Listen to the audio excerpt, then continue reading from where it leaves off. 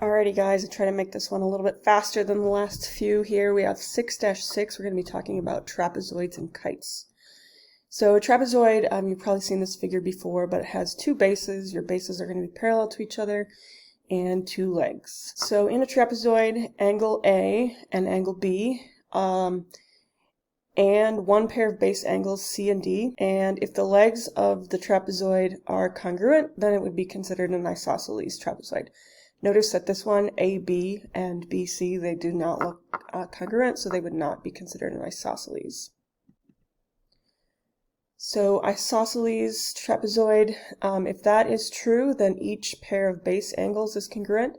So that would mean that this angle G right here and this angle H would actually be congruent, as well as F would be congruent to J. If a trapezoid has a pair of congruent bases, then it's an isosceles trapezoid.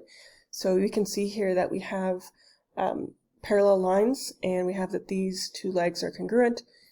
If that's true, then the base angles, kind of like in a triangle, these base angles have to be congruent as well. A trapezoid is isosceles if and only if the diagonals are congruent. So this is a different fact that maybe we haven't seen before in some of our other figures, but our diagonals here actually are congruent.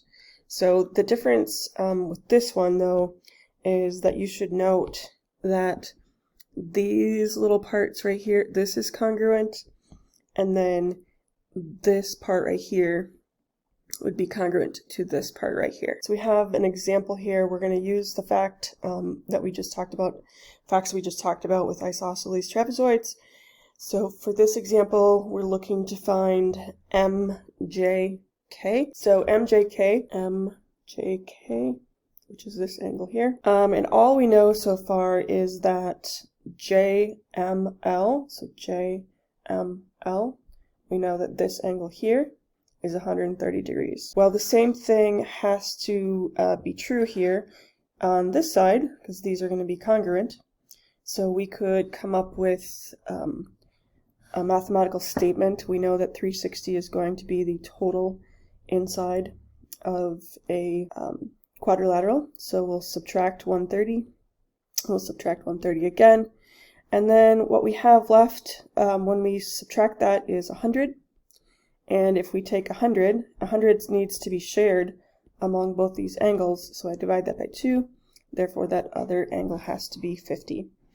The other fact, too, that we could use in this example is consecutive angles always are going to add up to 180. So if we saw that this was 130, then these two things, this would have to be 50 because they have to add up to 180. All right, so now we're going to be talking about the legs. So remember what I said in the beginning here. These guys are going to be congruent to each other, and then these guys are going to be congruent to each other. So let's look at what we know here. We know that Kn is 6.7, so it's 6.7, and we know that Ln right here, is 3.6. And we know that our diagonals are congruent, so let's see what they're asking us to find.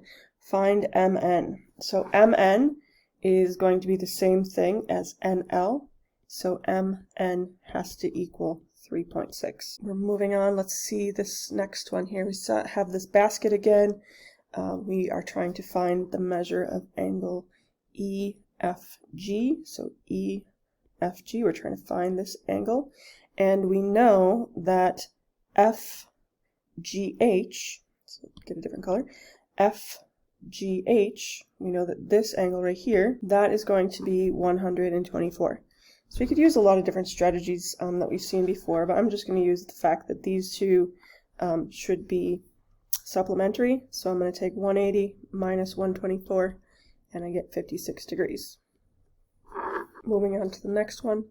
Again, remember what we said about our side lengths here. These are all going to be, those inside parts are going to be congruent, and they're asking us to find IH, which is right here. And they're given that we know FI is this part right here is 9.8, and we know that the whole distance EG is going to be 14.1.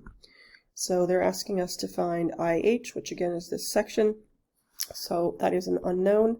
Plus 9.8 is going to equal 14.1, or you could just do 14.1 minus 9.8, and you get the answer is 4.3. So in the next couple problems, we are trying to prove if something's actually an isosceles trapezoid. So in this case, we're going to be using slope or our distance formula to prove that something is or is not an isosceles trapezoid. You could use a distance formula on this one. I'm just going to approach it from the slope area. If they are actually going to be the same, then they would kind of have to have the same slope-ish here. So I'm going to go look at this slope, and I'm going to go look at this slope. You can see definitely when I draw that out that the two triangles are not congruent.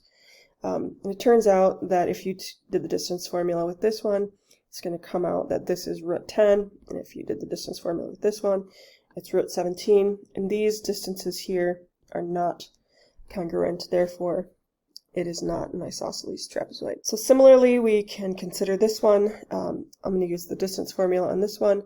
See, the distance between here and here is 1, 2, 3, 4. So let's try to figure out the distance between these 2 points. So this is 2, 2, and this is 5, 0. So if we're calculating distance, remember we're going to take the difference of our x values. So 0 minus 2 minus 2 squared, plus 5 minus 2, which is 3 squared, and we would get 4 plus 9, and that is actually equal to root 13. Well, root 13 is not the same thing as 4, therefore this is not an isosceles trapezoid. It is a trapezoid, but it's not isosceles, sorry. It's a trapezoid, but not isosceles. Okay, the next one we're going to talk about is something called a mid-segment. So a mid-segment is just what you would maybe think of it as. I'm going to take this side right here, I'm going to cut it in half. And then I'm going to take this side and cut this in half. And a mid-segment is something that would connect the sides. So this mid-segment, there's some properties that we're going to use to solve problems. This is the basic relationship. So think of this as tilted so that you're not thinking of it sideways. But we're saying in this theorem that if you know this measure and you know this measure, to get that middle one, what you're going to do is you're going to take this side, I'm going to call it x, and you're going to take this side, I'm going to call it y. You're going to add them and then divide by 2. That is going to give you this length right here. That's what all of this is saying. Okay. What problems that we're going to look at today, sometimes you're going to be given the top and the bottom, and maybe you have to find the middle, or reverse. So we'll do a few problems here to check that out. All right, so the first example here is, so we know the top and the median, or the mid-segment. So we're going to set it up like an equation. 220 plus x divided by 2 is going to equal 30. So I know these ones are difficult when you have fractions and you get confused. So we're going to set it up as if we're going to cross multiply. So we get 20 plus x is equal to 60. Subtract your 20 from both sides, and you get x is equal to 40. And you could check 40 plus 20 divided by 2. Do I really get 30? And yes.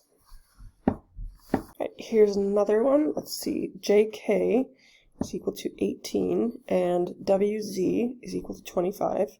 And we do not know this one. So like we did on the last one, we're going to take our base angle, or the base segments there, so x plus 25, and divide that by 2, and I'm going to get an answer of 18.